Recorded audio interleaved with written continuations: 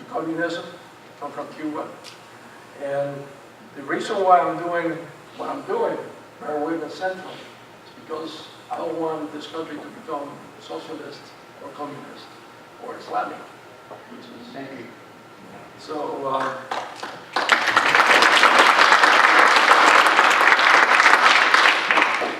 all right, so we got Armando Escalante. He's the Northeast Florida Director of Bear Witness Central.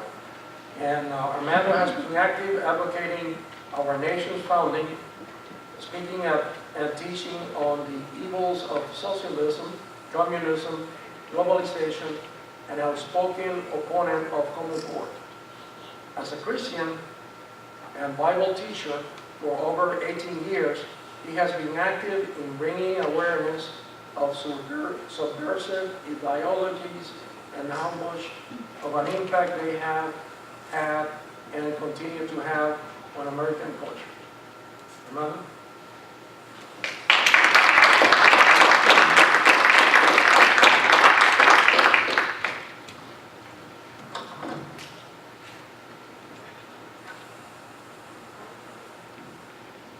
Hello, everybody. Welcome. We're really thankful that you're here. Every speaker that's speaking today has so much to say, and there's just so little time to say what needs to be said. I'm going to bring this microphone up so I can. I may have to step up. Can you hear me pretty well like this? Yeah. Okay.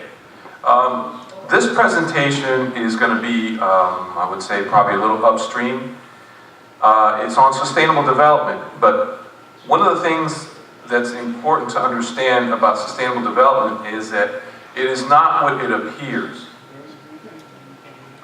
And most of the time when you hear sustainable development, it's really spoken of in relationship to property rights, and that's true. However, the agenda is much deeper than that, and that's what I'm going to be discussing and talking about today.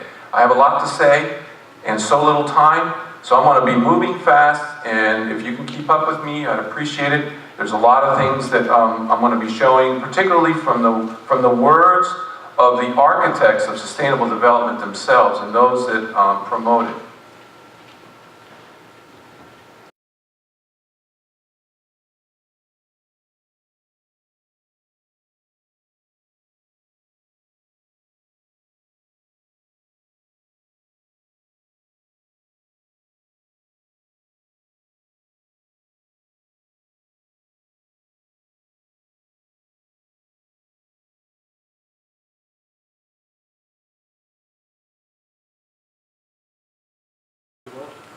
So Agenda 21, we've all heard of Agenda 21. The whole purpose of Agenda 21 is basically to implement sustainable development. And this goes all the way back to, most of us think that it goes back to 1992, but it actually goes further back to 1972. The first conference that was done on sustainable development was the Stockholm Conference in 1972, and they had a declaration of 26 principles concerning the environment and development, and they had an action plan and a resolution. Then in 1992, they had the well-known conference where Marie Strong was the one who was involved in that, and then recently, the one that Alex Newman attended was the 2012 conference in Rio de Janeiro.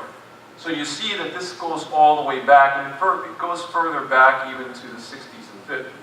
But these are the three main conferences where they began to start taking that idea of sustainability and moving it forward. So I just spoke earlier about the average person's understanding of sustainable development, but it goes much deeper, and if we look at sustainable development just strictly on the issue of property rights, we're missing what really is what's going on, because it's much deeper, like I said. These are some of the institutions that are promoting sustainable development. The United Nations, the World Institute of International Affairs, the Council on Foreign Relations, the Club of Rome, the Optimum Population Trust, the Rockefeller family, the Rothschild family. You're going to see some names too. Bill Gates, Warren Buffett, Henry Kissinger, Brzezinski, Eric Schmidt, who's the former CEO and chairman of Google. Aldous Huxley, he's not around these days, but he promoted this idea as well. So, you know, the way I'm going to present this is, before I can define sustainable development, we have to kind of go back 2 steps.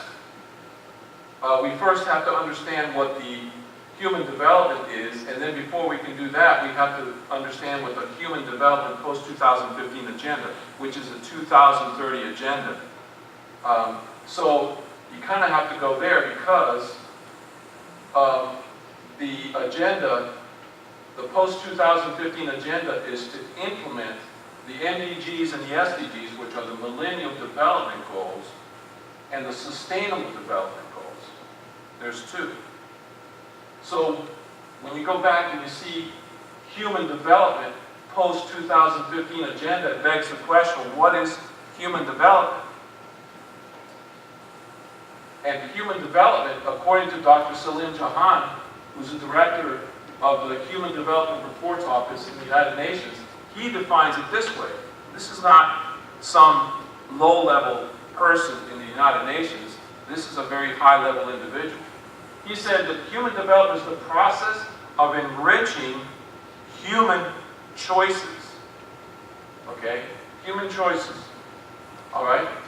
So then, we'll come back to that. So the Millennial Development Goals, what are they? According to the United Nations themselves, it is the time-bound and quantified targets for addressing extreme poverty in its many dimensions, income poverty, hunger, disease, lack of adequate shelter, and exclusion, while promoting gender equality, education, and environmental sustainability.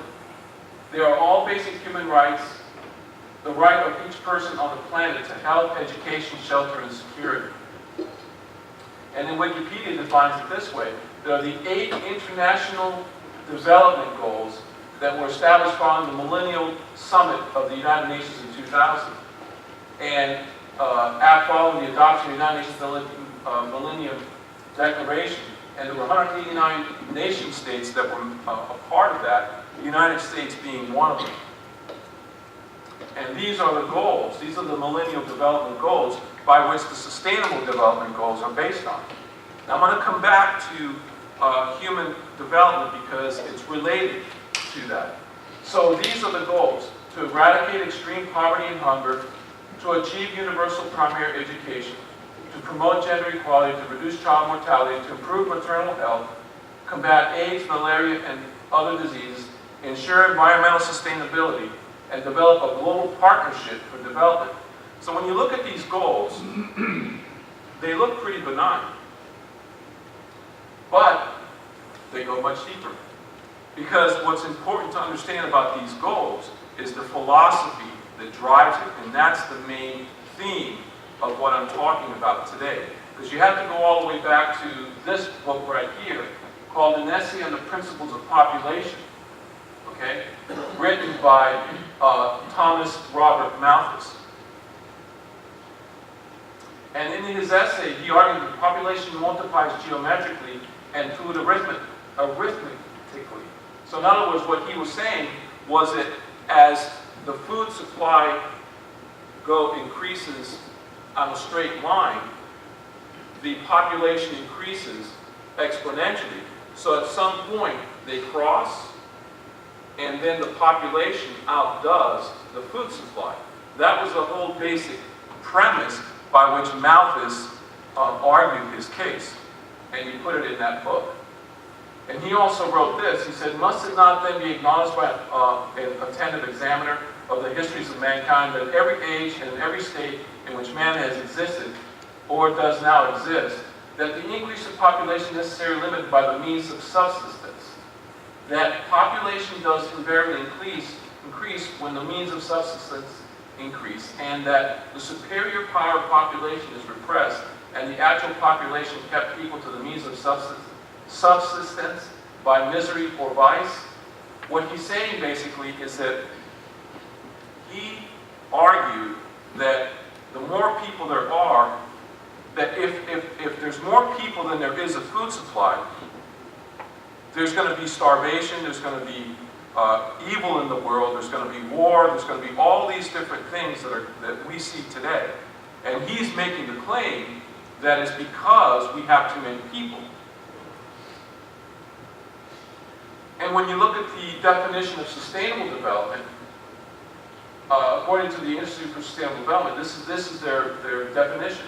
Development that meets the needs of the present without compromising the ability of future generations to meet their own needs. So I'm kind of moving a little bit sideways here to try to bring my point. Because you have human development, which means that it's the enrichment of choices. So then we have to ask ourselves, well, what choices are they talking about? And then when you look at what Malthus was talking about as far as how you have the food supply will outstrip, the population will outstrip the food supply.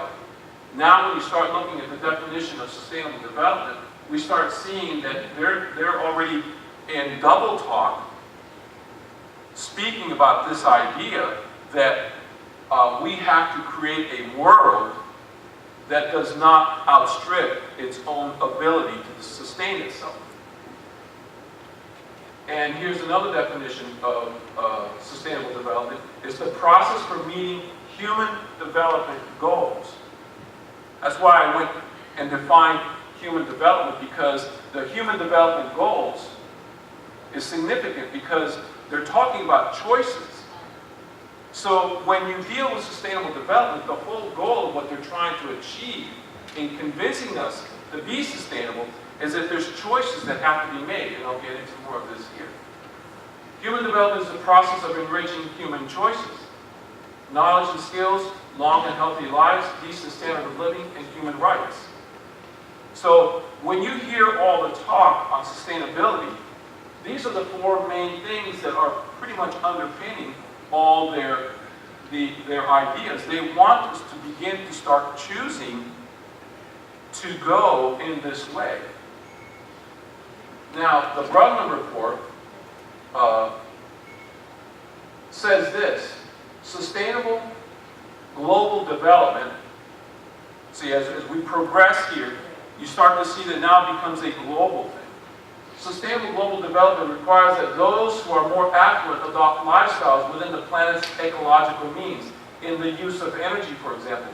Further, rapidly growing populations can increase the pressure on resources and slow any rise in living standards. Thus, sustainable development can only be pursued if population size and growth are in harmony with the changing productive potential of the ecosystem. We hear a lot about sustainable development from a mindset of environmentalism. See, we don't want to degrade our planet because, there's global warming, there's all these activities that are going on with human involvement in degrading the environment. So therefore, we need to begin to start looking at not being able to degrade our environment and begin to start paying attention to those things. But when you start really looking at what they say is you can start to see that they have a solution for this. And the solution that they're proposing is to reduce the population. Yet in the end, sustainable development is not a fixed state of harmony, but rather a process of change in which the exploitation of resources, the direction of investments, the orientation of technological development, and institutional change are made consistent with future as well as present needs. We do not pretend that the process is easy and straightforward. Painful choices have to be made. Thus, in the final analysis, sustainable development must rest on political will. See, Malthus wrote this: famine seems to be the last most dreadful resource of nature. The power of the population is so superior to the power of the earth to produce subsistence for man. The premature death must in some shape or other visit the human race. The vices of mankind are active and able ministers of depopulation. They are often the precursors of the great army of destruction often finished the dreadful work themselves. So you start to see that Malthus argued that in order to be able to have a just, sustainable world, you have to reduce the population to a certain level. And they brought numbers of what they think the population levels need to be. And they need to be some, you hear different numbers. You hear 2 million, 2 billion, 1 billion, 500 billion, 500 million. But yet our population right now worldwide is somewhere around 7 to 8 billion people. So that means that it requires the reduction of about 6 billion to 7 billion people to bring the levels of what they think needs to be proper for the earth. That's a lot of people.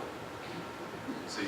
So they recognize, and this is the key thing for me, is that they recognize that in order for them to be able to achieve their agenda, they have to convince people to kill off 7 billion people. Well, it's easy to do that in a Muslim country. It's easy to do that in other countries where Christianity is not even in the picture. But in the United States, because we're a Christian nation, that's a different story. So they figured, well, how are we going to convince the Americans and the Christians to not only kill off 7 billion people, but how are we going to get them to think that that is a moral obligation? And that's the key.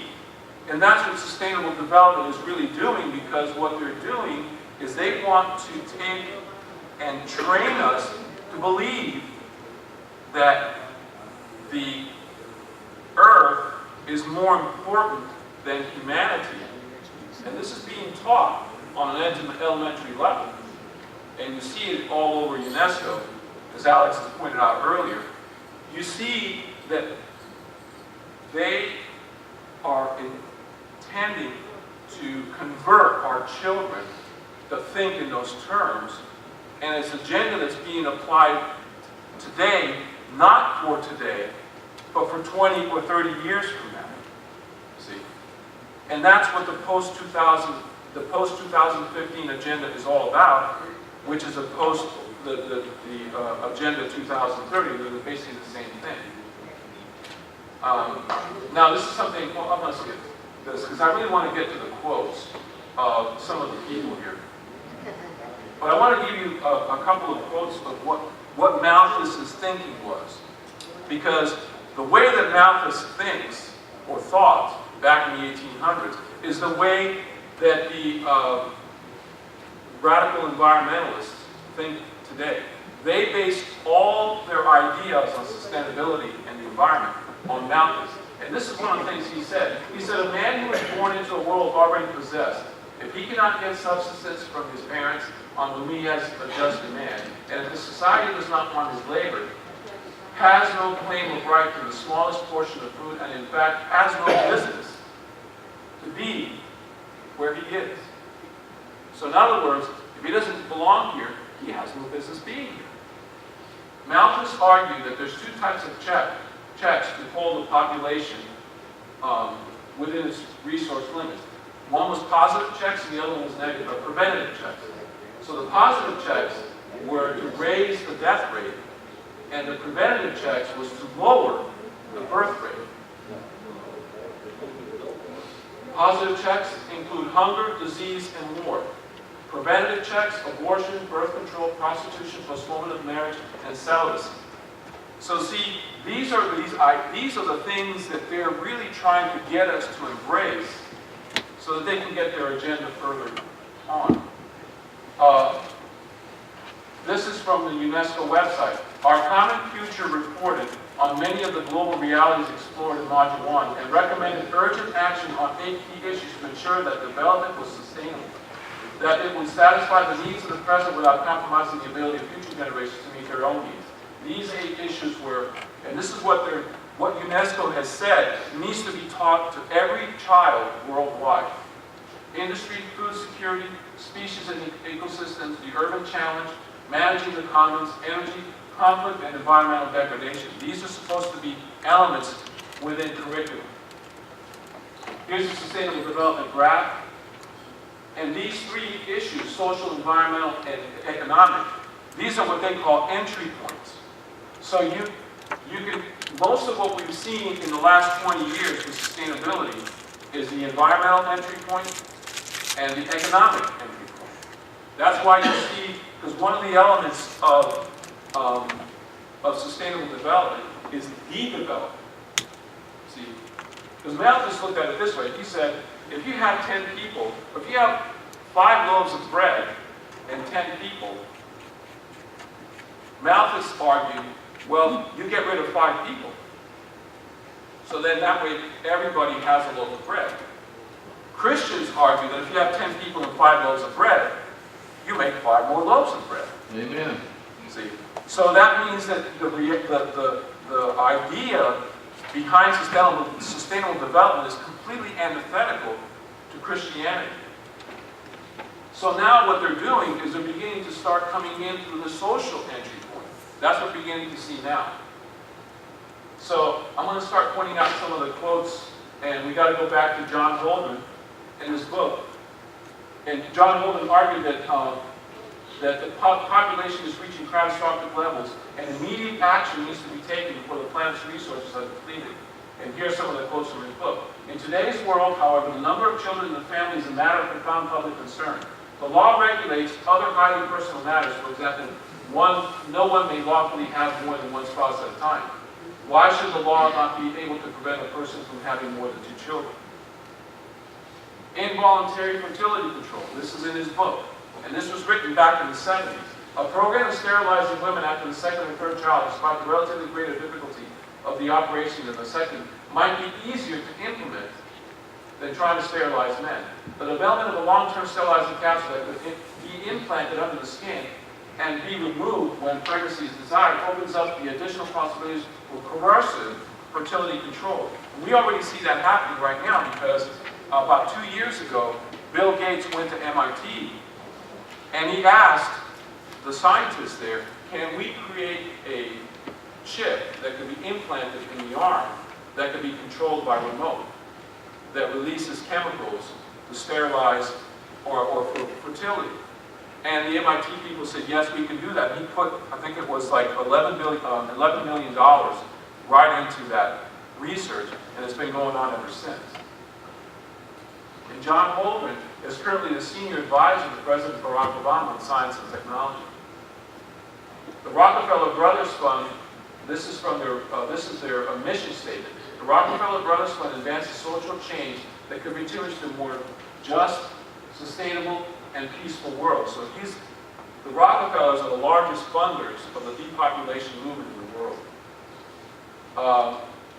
And all the policy at the Council on Foreign Relations comes from the David Rockefeller Studies Program. So when you go to the Council on Foreign Relations website, you're going to see a lot of things on sustainability and global government that are being funded basically by Rockefeller. So I want to move on because I want to really show some of these quotes here. This is from Maurice Strong. It is clear that current lifestyles and consumption patterns of the affluent middle class involving high meat intake, consumption of large amounts of frozen and convenience foods, use of fossil fuels, appliances, home and workplace, air conditioning, and suburban housing are not sustainable. So here we go. We have the de-development model being promoted here. Family, now here we go. Now this is where we start to see what they're really after with sustainable development. Family planning should be a priority for sustainable development. This is he is the originator of the guy up here. He said this, his name is John Lovelock. He said, those who fail to see that population growth and climate change are two sides of the same coin are either ignorant or hiding from the truth. These two huge environmental problems are inseparable, and to discuss one while ignoring the other is irrational. Let me do some more of these. a journalist and author, Lionel Shaver, said, "We need to recognize that slowing population growth is one of the most cost-effective and reliable ways of easing pressure on the environment and securing a sustainable future for us all." Here's a naturalist, Chris Packin. He said, "There is no point bleeding about the future of pandas, polar bears, and tigers when we're not addressing the one single factor putting more pressure on the ecosystem than any other, namely the ever-increasing size of world population." Okay? Rapid population growth is at the center of many of the world's pressing environmental, economic, and security problems. That's why you hear Obama talking about how ISIS, the reason why we have ISIS is because of climate change. You know, you hear the president saying this, and you wonder, why in the world is he saying this? Because this is what he's talking about. See, the antidote is family planning, which is not only a universal need, but also a basic human right. It is not about telling people what to do, it is about listening to what women want. Having worked internationally for almost 50 years, I have learned that whenever women are offered a range of family planning methods, backed by honest information about side effects, family size always falls. Smaller families means that parents are able to keep their children in school and put enough food on the table. When family planning is made available on a wide scale, as is in South Korea and Brazil, not only do birth rates fall, but the entire country grows more prosperous. So what they're saying is that if you reduce population of the planet, you have prosperity, you have food security, you have all these things. And this is the whole premise by which the environmental movement was based on. It was based on a report called the First Global Revolution. And what they basically said, I'll paraphrase it because I want to show some more quotes, but they were hired by Rockefellers to figure out how to convince people to make sacrifices to reduce the population, where they would willfully do that. And they basically said in this report that if we can get, we have to find a common enemy, a threat to global warming and water shortages and famine and the like. If we convince them that global warming is the threat, it would fit the bill, as it says right there. Sustainable global development requires that those who are Sustainable global development requires that those who are more affluent adopt lifestyles within the planet's ecological means, in that their in the use of energy. Further, rapidly growing populations can increase the pressure of resources, slow any rise in living standards. Thus, sustainable development can only be pursued if population size and growth are in harmony with changing productive potential of the ecosystem. So God has a different plan with regards to humanity. And Frederick Bastiat says it best. He said, "But life cannot maintain itself alone. The Creator has entrusted us with the responsibility of preserving, developing, and perfecting it." What? Life. In order that we may accomplish this, He has provided us with a collection of marvelous faculties and has put us in the midst of a variety of natural resources. By the application of our faculties to these natural resources, we can convert them into products and use them. The process is necessary in order that life may run its appropriate course. Life, faculties, productions, in other words, individuality, liberty, property. This is man. And in spite of the cunning and of artful political leaders, these three gifts from God precede all human legislation and are superior to it. So in essence, sustainable development is completely antithetical to what this is. And there's so much to say, but I'm running out of time here. But in essence, what the whole agenda of sustainable development is, their end game is to reduce the population. And one of the things that they're doing is listed in this report here back in 1993. It's called the Global 2000 Revisited. And they're going after the pastors. And what the claim that they make in this report here is that in order for us to get people on board with reducing the population by any means, genocide, abortion, euthanasia, we have to convince pastors around in the United States and around the world to embrace the idea that that we have an urgent problem with population, and the pastors themselves are the ones that need to be promoting this idea. See?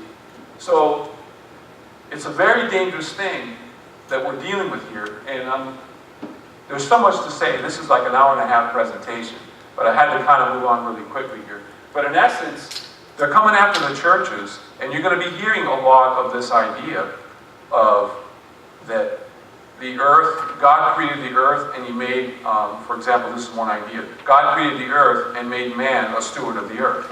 That's completely antithetical to what the Bible teaches. The Bible doesn't teach that. The Bible teaches what Frederick Bastiat says. He said that the world, the Bible says that the world, the earth was created as a resource for man to sustain life. See? So we're going to be seeing a lot of this activity going on, and it's concerning to me, which is why I did this presentation. But it's really important for us to recognize that they mean business.